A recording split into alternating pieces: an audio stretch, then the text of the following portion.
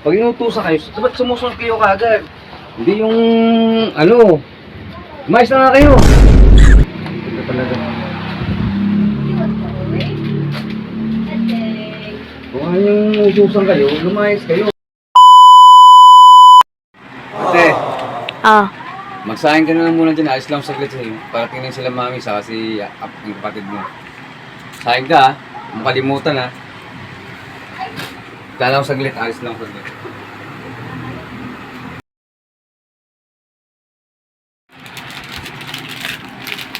Ano lang ako ulit.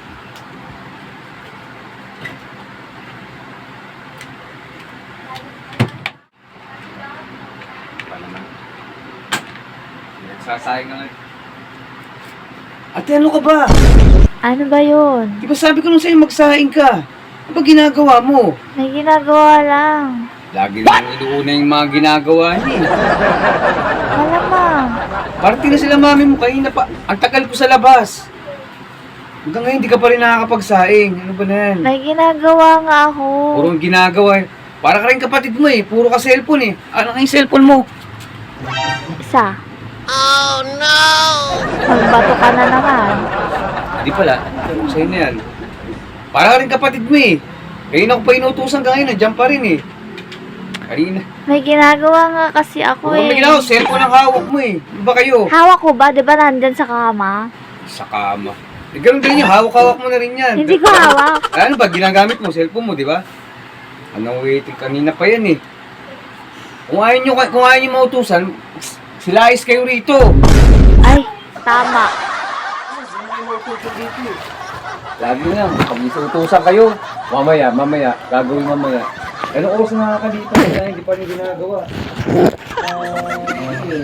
Sinyo, anin pa kayo eh.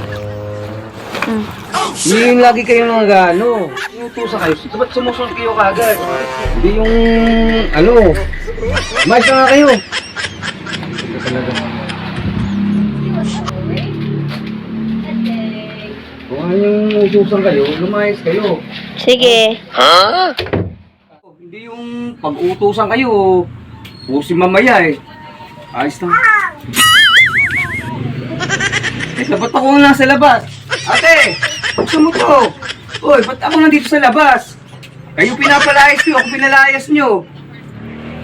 Putya naman. Malamig dito! Ate, anong oras na oh? Uy! Ate!